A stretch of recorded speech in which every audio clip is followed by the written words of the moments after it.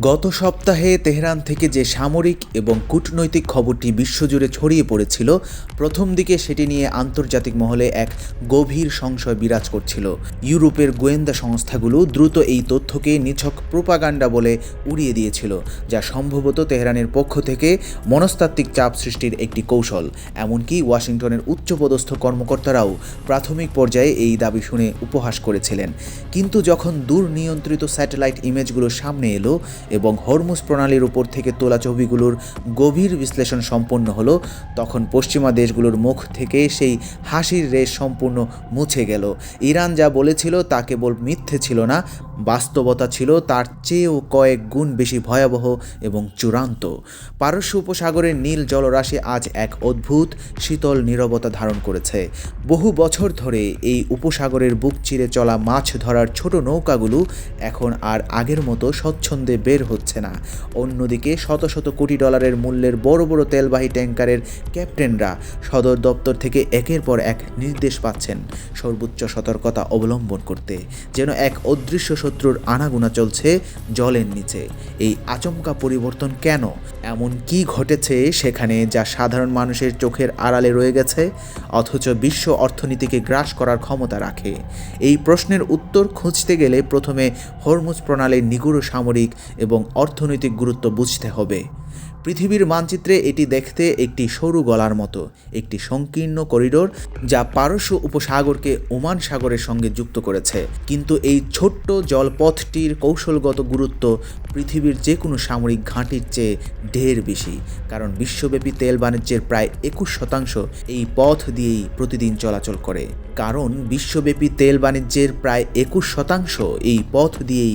চলাচল করে। প্রতিদিন কোটি কোটি ডলারের জ্বালানি এই সরু গলা পার হয়ে এশিয়া, ইউরোপ এবং আমেরিকায় পৌঁছায়। সহজ ভাষায়, এই প্রণালী বন্ধ হলে বিশ্ব অর্থনীতির হৃদস্পন্দন থেমে যাবে, যা একটি অনিবার্য বৈশ্বিক বিপর্যয় ডেকে আনবে। আর ঠিক এই অত্যন্ত গুরুত্বপূর্ণ জলপথটিতেই ইরান এমন একটি কৌশলগত পদক্ষেপ নিয়েছে যা কেউ কল্পনাও করেনি। হরমুজ প্রণালীর মোট 21 কিলোমিটার প্রশস্ত যে আন্তর্জাতিক চলাচলের পথ ছিল, সেটিকে অত্যন্ত সূক্ষ্ম এবং সামরিক কৌশলে সংকুচিত করে মাত্র 5 কিলোমিটারে নামিয়ে আনা হয়েছে। বাকি 16 কিলোমিটার জলপথ এখন ইরানের নৌবাহিনীর সম্পূর্ণ এবং কঠোর নিয়ন্ত্রণে। সেই 16 কিলোমিটারে কি রয়েছে তা পশ্চিমা গোয়েন্দাদের কাছে এখনও একটি রহস্য। কেউ কেউ উদ্বেগ প্রকাশ করে বলেছেন বিপুল পরিমাণ অ্যান্টিশিপ মাইন পাতা হয়েছে, কেউ বলছেন ছোট ছোট দ্রুতগতির যুদ্ধজাহাজ কৌশলে লুকিয়ে রাখা আছে, আবার কেউ দাবি করছেন অত্যাধুনিক আন্ডার ওয়াটার ড্রোন মোতায়েন করা হয়েছে যা যে কোনো শত্রু জাহাজকে সম্পূর্ণ ডুবিয়ে দিতে সক্ষম। তবে সত্যটা যাই হোক, এর ফল হয়েছে তাৎক্ষণিক এবং ভয়াবহ।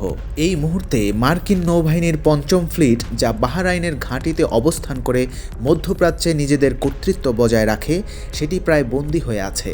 তারা আন্তর্জাতিক জলপথে বের হতে পারছে না, কারণ বের হলেই তাদের সেই 5 কিলোমিটার সরু পথ দিয়ে যেতে হবে, আর সেই পথ এখন নিশ্চিত মৃত্যু ফাঁদে পরিণত হয়েছে। ইরানের শক্তিশালী অ্যান্টিশিপ মিসাইল ব্যাটারিগুলো নিরবিচ্ছিন্নভাবে সেই সংকীর্ণ জলপথের দিকে তাক করা আছে। আকাশে অবিরাম উঠছে অত্যাধুনিক ড্রোন, যা সমুদ্রের উপরের এবং নিচের প্রতিটি গতিবিধি পর্যবেক্ষণ করছে। যে কোনো শত্রু জাহাজকে তারা মুহূর্তে চিহ্নিত করতে পারছে এবং চূড়ান্ত হামলার প্রস্তুতি নিয়ে রেখেছে। কিন্তু এখানেই এই ভয়াবহ পরিস্থিতির শেষ নয়। গল্পের সবচেয়ে চমকপ্রদ এবং উদ্বেগের অধ্যায়টি এখনও বাকি আছে। গত মাসে ইরানের প্রেসিডেন্ট মাসুদ পেজিশকিয়ান একটি সংবাদ সম্মেলনে এমন কিছু বলেছেন যা শুনে পশ্চিমা কূটনীতিকদের রক্ত হিম হয়ে গেছে। তিনি কঠোর ভাষায় বলেছেন, বর্তমান পরিস্থিতি 1980 সালের ইরান ইরাক যুদ্ধের চেয়েও অনেক বেশি ভয়াবহ। কেন তিনি এমন তুলনারহিত কথা বললেন? কারণ সেই যুদ্ধে শত্রু ছিল নির্দিষ্ট। সাদ্দাম হোসেনের বাহিনী সীমান্তে দাঁড়িয়েছিল, যুদ্ধক্ষেত্র ছিল সুনির্দিষ্টভাবে চিহ্নিত। কিন্তু এবার শত্রু সব দিক থেকে আক্রমণ করছে। ব্যাপক অর্থনৈতিক নিষেধাজ্ঞা, ভয়াবহ রাজনৈতিক চাপ, সাংস্কৃতিক আগ্রাসন এবং নিয়মিত সাইবার হামলা, চারদিক থেকে ইরানকে শ্বাসরুদ্ধকর করার এক নিরন্তর চেষ্টা চলছে।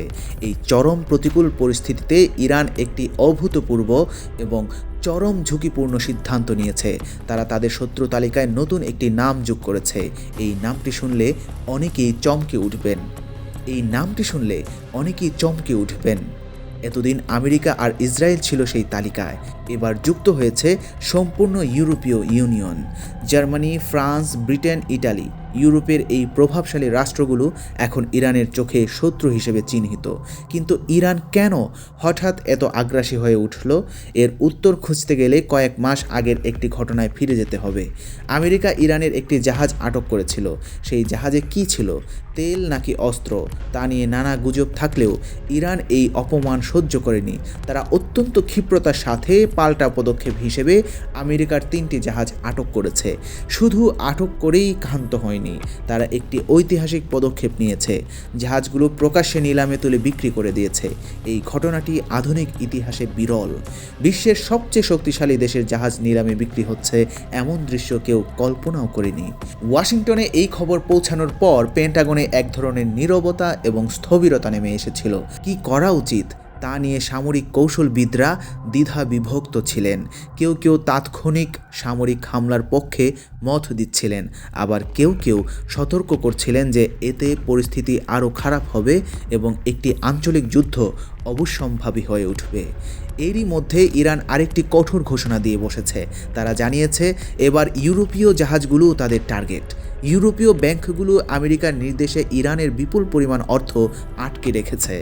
ইরান সেই টাকা দ্রুত ফেরত চায়, আর যদি না পায় তাহলে ইউরোপীয় জাহাজ আটক করে সেই ক্ষতি তারা পুষিয়ে নেবে।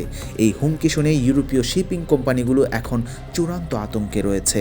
অনেকে ইতিমধ্যে হরমুজ প্রণালী এড়িয়ে যাওয়ার বিকল্প পথ খুঁজছেন, কিন্তু বিকল্প পথ মানে আফ্রিকা মহাদেশ ঘুরে যাওয়া, যা বিশ্ব বাণিজ্যের গতিপথে এক বিশাল ধাক্কা। এতে সময় লাগবে সপ্তাহখানেক বেশি এবং খরচ বাড়বে কোটি কোটি ডলার।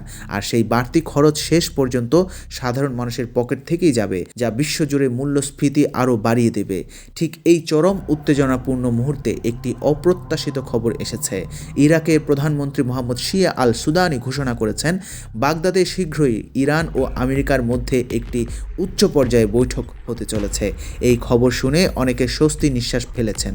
হয়তো যুদ্ধ এড়ানো যাবে, হয়তো আলোচনার টেবিলেই কোনো সমাধান বের হয়ে আসবে। তাই ইরান এবার একটি অভূতপূর্ব এবং আন্তর্জাতিক রাজনীতিতে বিপ্লবী শর্ত দিয়েছে। তারা বলেছে যে কোনো চুক্তিতে চীনকে গ্যারান্টার বা জামিনদার হিসেবে রাখতে হবে। এই শর্তটি শুনে ওয়াশিংটনের কূটনীতিকরা স্তব্ধ হয়ে গেছেন, কারণ এর মানে কি তা তারা খুব ভালোভাবেই বুঝতে পারছেন।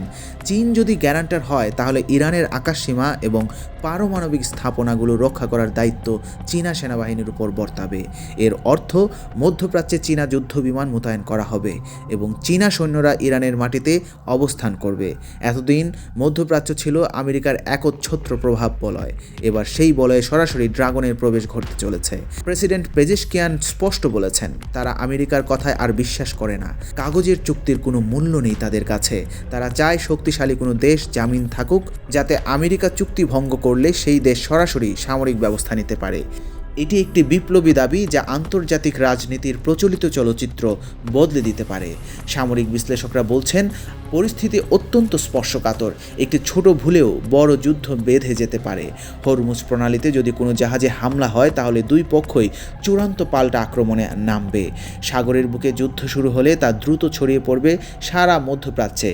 ইসরায়েল জড়িয়ে পড়বে, হিজবুল্লাহ সক্রিয় হবে এবং ইয়েমেনের হুতিরা আক্রমণ বাড়াবে। পুরো অঞ্চলে আগুন জ্বলে উঠবে। আমেরিকার কাছে এখন দুটি কঠিন পথ খোলা। এক, ইরানের শর্ত মেনে চীনকে জড়িত করা। এতে নিঃসন্দেহে তাদের মধ্যপ্রাচ্যের একক আধিপত্য কমবে, কিন্তু যুদ্ধ এড়ানো যাবে। 2, সামরিক অভিযান চালানো। এতে বড় ধরনের সংঘর্ষের ঝুঁকি আছে, আর সেই সংঘর্ষে জয়ী হওয়ার নিশ্চয়তা কারণেই, কারণ ইরানের পেছনে এখন চীন আর রাশিয়া দৃঢ়ভাবে দাঁড়িয়ে আছে। ইরানের সাধারণ মানুষ এখন এক ধরনের জাতীয় গর্ব অনুভব করছে। বহু বছর ধরে পশ্চিমারা তাদের অপমান করেছে, নিষেধাজ্ঞা দিয়েছে, হুমকি দিয়েছে, কিন্তু এবার তারা দেখেছে তাদের সরকার পাল্টা আঘাত করছে। আমেরিকার জাহাজ নিলামে বিক্রি হচ্ছে, ইউরোপ ভয়ে কাঁপছে। হরমুজ প্রণালীর চাবি এখন তেহরানের পকেটে। পৃথিবী এখন এক চরম অনিশ্চিত সময়ের মধ্য দিয়ে যাচ্ছে। পুরনো বিশ্ব ব্যবস্থা ভেঙে পড়েছে, নতুন শক্তির উত্থান হচ্ছে। আমেরিকার একক আধিপত্যের দিন শেষ হয়ে আসছে কিনা এই প্রশ্ন এখন সবার মনে। হরমুজ প্রণালীর সেই 5 কিলোমিটার সরু পথ এখন সেই প্রশ্নের উত্তর নির্ধারণ করতে চলেছে। আগামী কয়েক সপ্তাহ অত্যন্ত গুরুত্বপূর্ণ। বাগদাদের বৈঠকে কী সিদ্ধান্ত হয় তার উপর নির্ভর করছে অনেক কিছু। যুদ্ধ হবে নাকি শান্তি? ইউরোপ জ্বালানি পাবে নাকি অন্ধকারে ডুবে যাবে? চীন কি সত্যিই মধ্যপ্রাচ্যে সামরিক পা রাখবে? এসব প্রশ্নের উত্তর এখনও অজানা।